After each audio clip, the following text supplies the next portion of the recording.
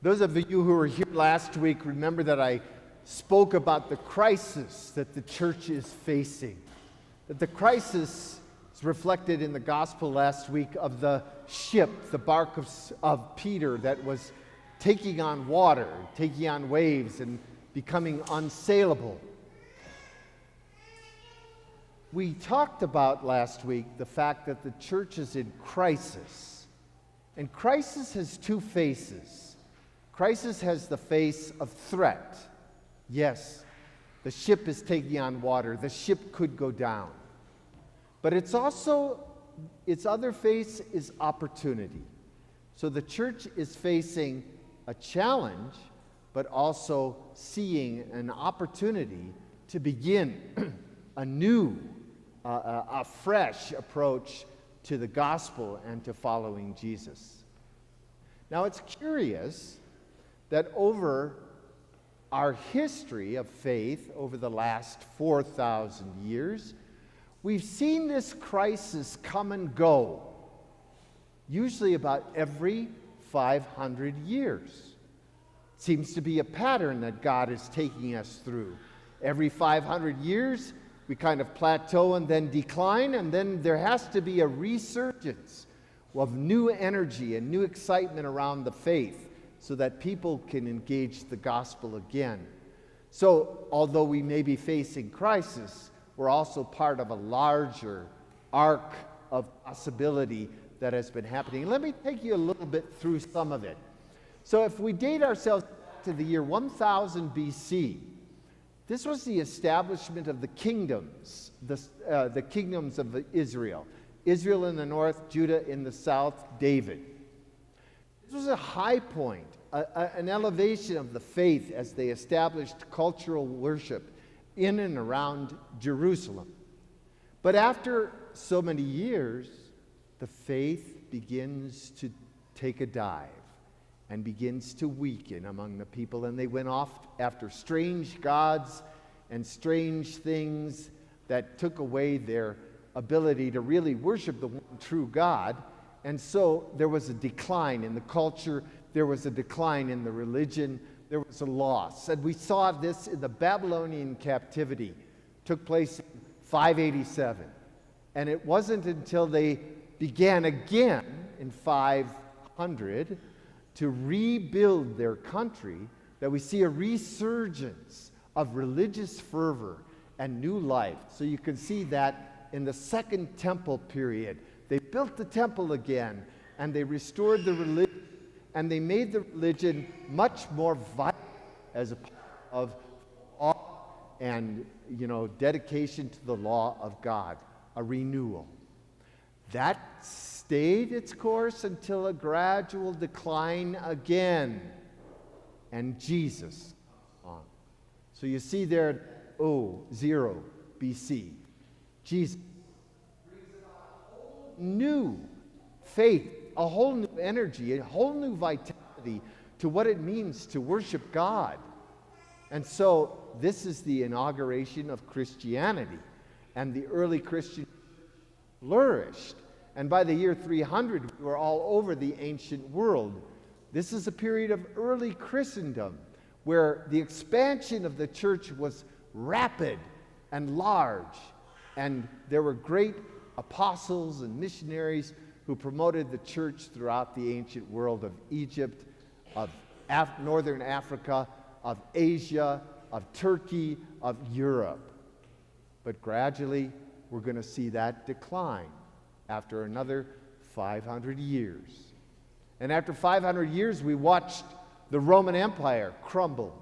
And because the Roman Catholic Church was deeply connected with the Roman Empire, the Roman Catholic Church also declined rapidly, especially with hordes of barbarians coming in from the north and from the east. The church lost so much ground and was in the process of decay and decline. Then a whole new movement arose, a whole new movement that saved the church, called Monasticism.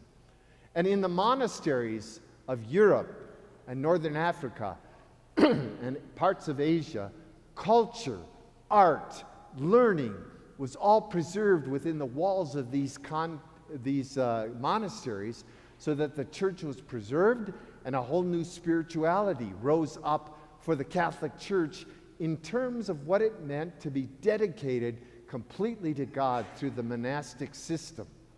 This encouraged the growth of the church as monasteries were established all over Europe, and people gravitated to monasteries as places of spiritual life, spiritual growth, vitality, and the beginning of the universities that took place as connected to these monastic experiences.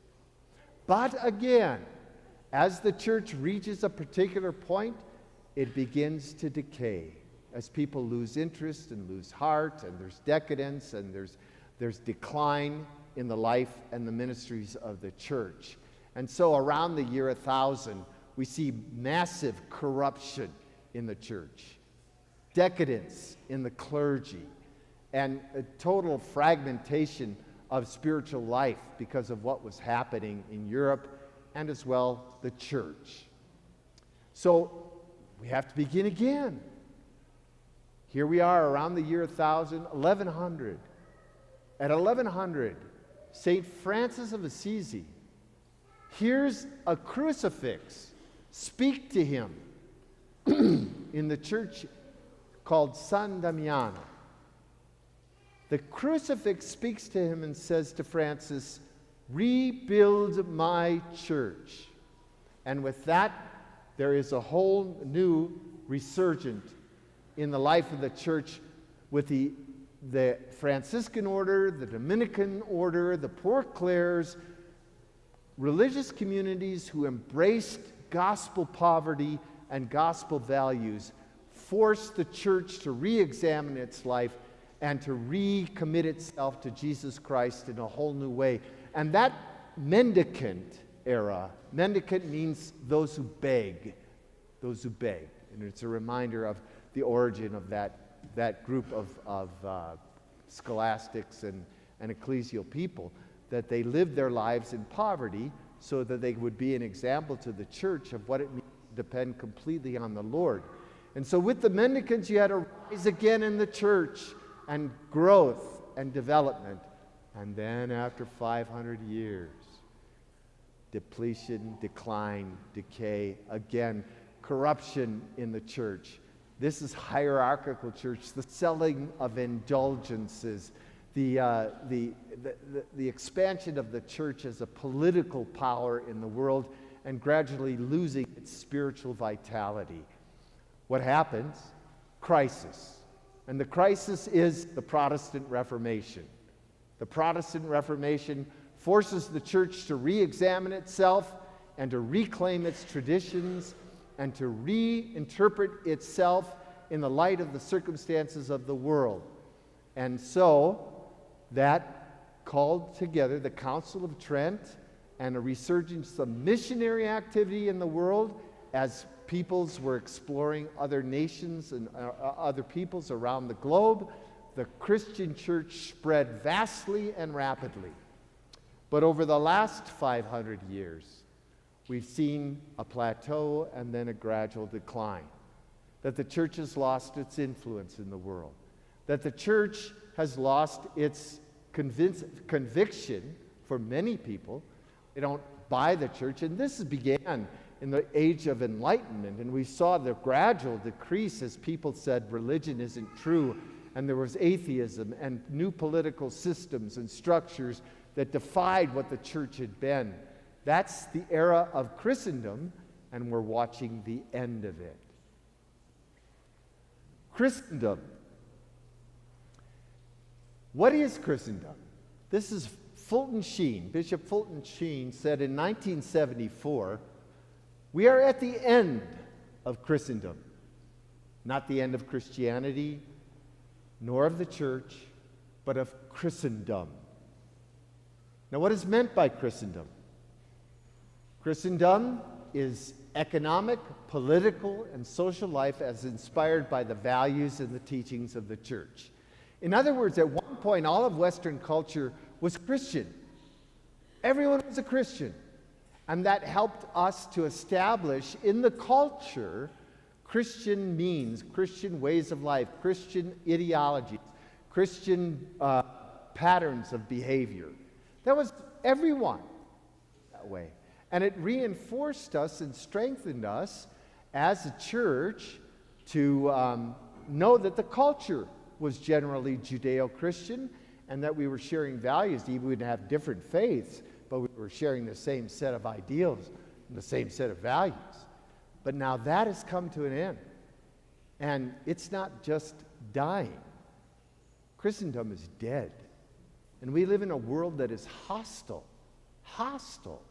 to Christianity and its values and its virtues. And therefore, our faith, our religion, our Catholicism is under a whole new level of threat. Many of you will remember when nothing was opened on Sunday. How many of you remember when nothing was open? You couldn't get gas on Sunday. And you, unfortunately, couldn't get a drink. Christendom, right there, across the culture. How many of you remember that nativity scenes used to be in the public realm? They used to be on city squares and in front of city halls and part of the public virtue. Most of you will remember a time when everyone was at church on Sunday morning. Everybody went to church Sunday morning somewhere. Many of you will remember prayer began every civic meeting. Civic meeting, not religious, prayer. And that prayer was a part of everyday school in the life of our country. Everyone said prayer when they came to school in the morning. That was a part of our culture. Some of you might remember when Good Friday was a holiday and people had it off. Or you might remember that we used to have what we called Easter vacation and Christmas vacation, not spring break and winter break. And we used to have Christmas parties, not holiday parties. Because that was expected, and that was normal, and that was our life in the culture. That's the vestiges of Christendom. Some of you might even remember when clergymen and sisters were treated with utter respect and reverence, and often given free rides in many places. Now, I'd never experienced that, but that was the culture. I remember going to a movie with a priest when I was in high school, and they said, "Oh, not for you, Father, you don't have to pay." And that was normal. Now we live in a culture that doesn't support that anymore and is opposed to it and works actively to defeat any privilege that might come to church, ecclesial, or kind of spiritual ministries. No, we don't do that anymore. So you have to recognize that we're in a whole different era. We're in that down slant. But we're also at the point where it's going to come up again. How? I don't know. What to call the new age? I don't know. But it's no longer Christendom. Toto, I don't think we're in Kansas anymore.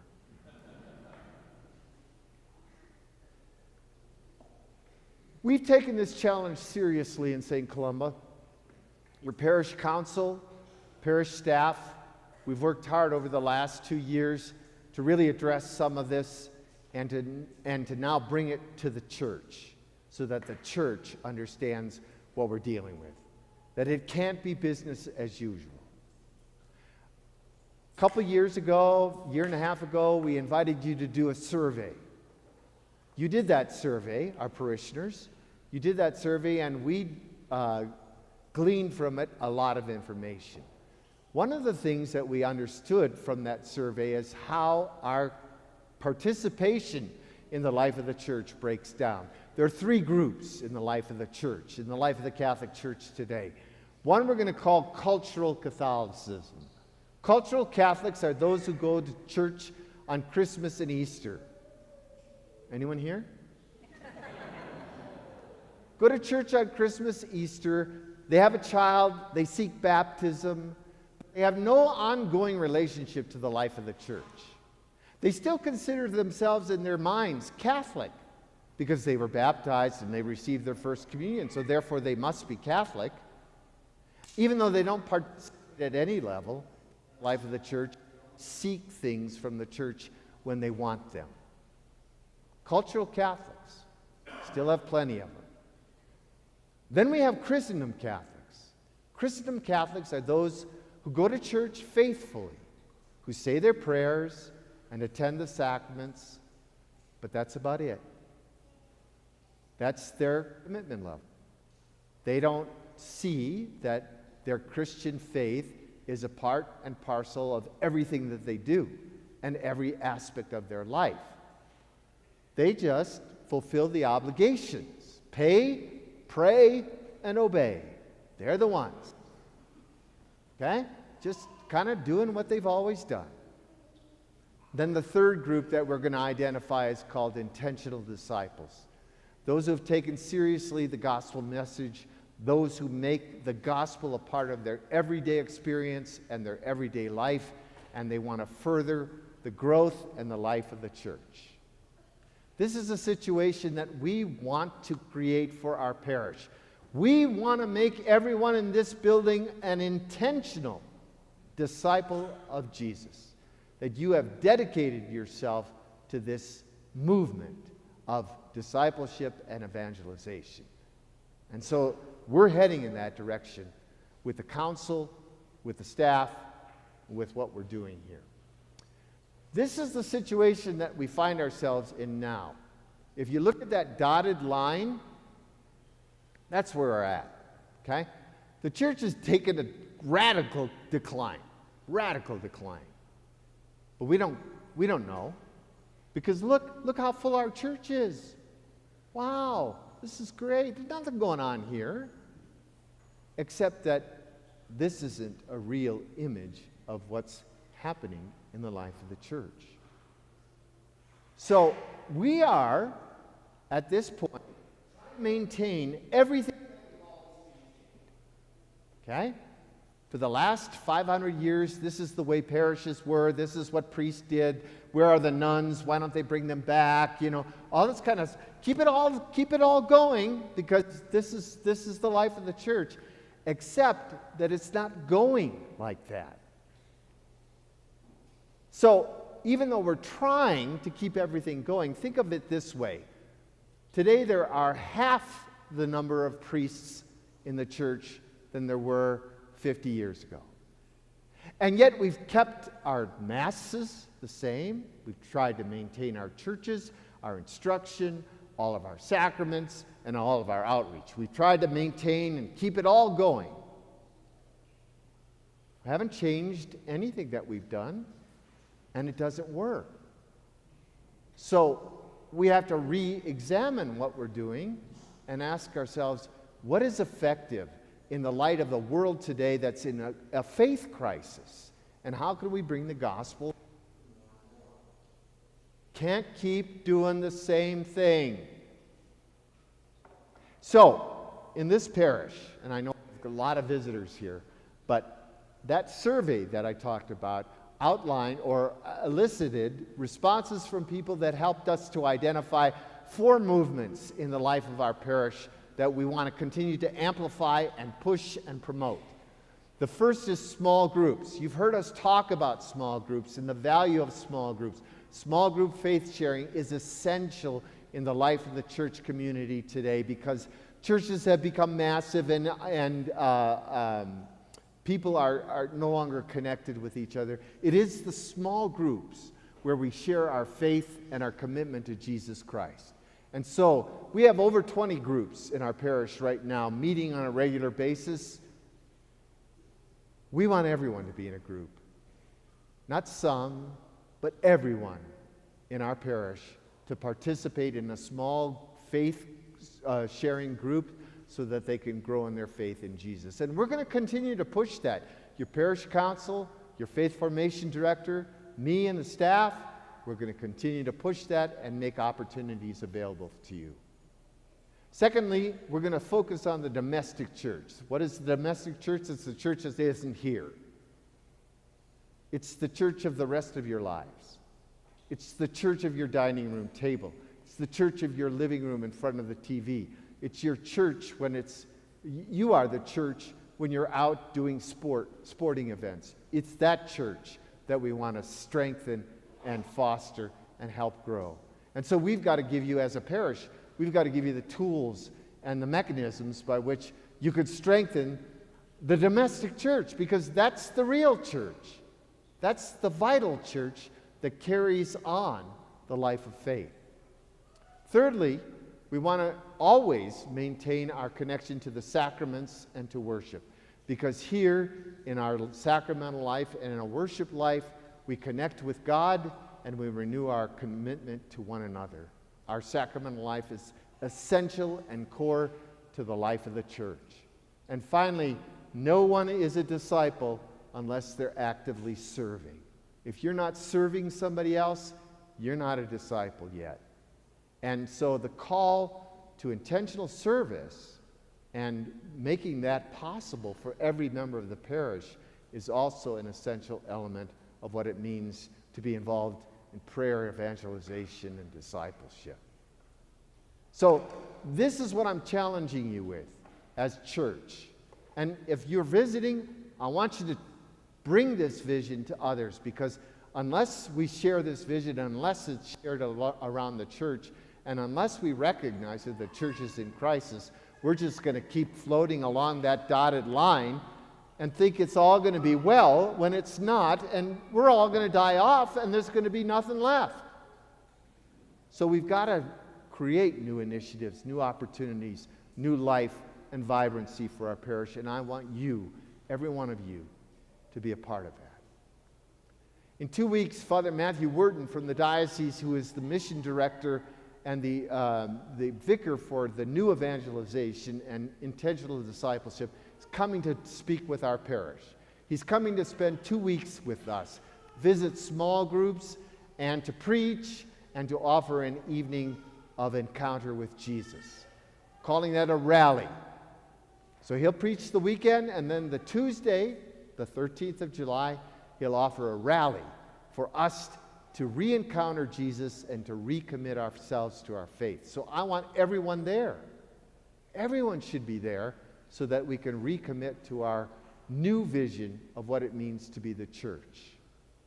We're going to continue this effort. I know I took a long time today, but we knew we had to present it to the parish, because if I offered you an evening where I discussed this, none of you would come. So you got it today. Long-winded pastor, it's okay. We're learning, we're growing, we're going to become the church that Jesus wants us to be. Amen?